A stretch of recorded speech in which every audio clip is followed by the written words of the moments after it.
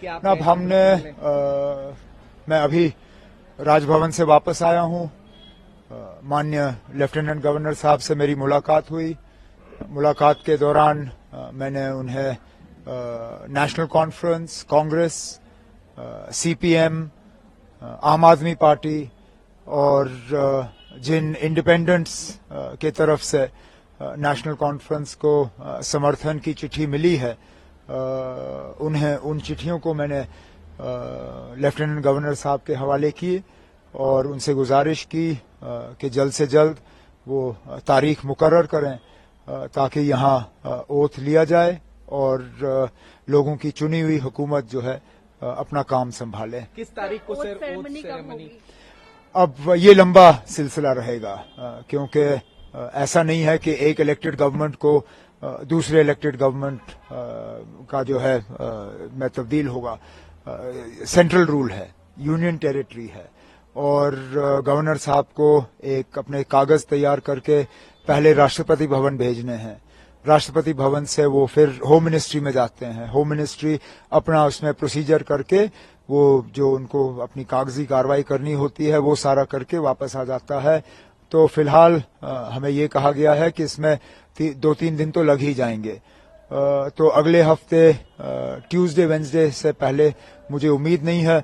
उम्मीद की जा रही है कि अगर ये सारा जल्दी हो जाता है तो वेंसडे को हम ओथ सेरेमनी यहाँ कर लेंगे। ऐसा कयास लगाया जा रहा था कि इंडिया अलायंस के तमाम बड़े नेता इस ओथ सेरेमनी में मौजूद रह सकते हैं, तो किन अब आप अभी वो आप फारूक साहब से बात करिए।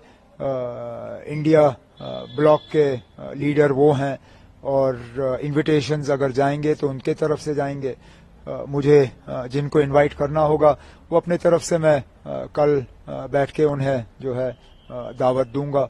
लेकिन फिलहाल तो अब ओथ की तैयारी हो रही है। सर, आज कांग्रेस लीडर्स भी मिलने आए थे, तो क्या कोई डिमांड्स या कुछ नहीं, उन्होंने डिस्कशंस तो हमारी रहती हैं। हम मिलके हुकूमत बना रहे हैं। उनका जो है लेटर ऑफ सपोर्ट हमें हासिल हुआ है और उन्होंने आज अपनी बैठक की।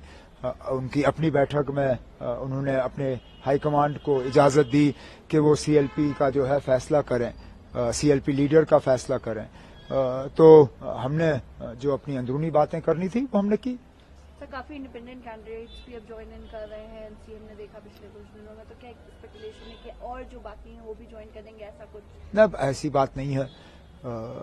ये आमतौर पे वही लोग हमारे साथ जुड़ रहे हैं जो पहले भी हमारे साथ जुड़े हुए थे। एक आध को छोड़ के ये सारे वही हैं जिनको शायद अलायंस की वजह से अपनी सीट नहीं मिल पाई और वो आज़ाद उम्मीदवार के तौर पे इलेक्शन लड़के गए और जीत गए।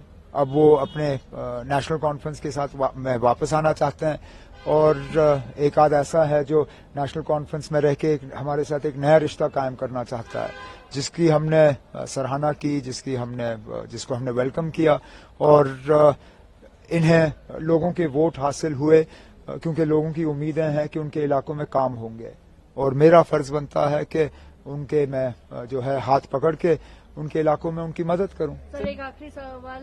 इल्तिजा मुफ्ती जी क्लेम कर रही हैं कि बिज बिहारा में एनसी के वर्कर्स जो है वैंडलिज्म कर रहे हैं, they are attacking their workers. How do you? मुझे कुछ नहीं कहना इसमें। ये अब अगर किसी तरह का सबूत है तो वो पेश करें।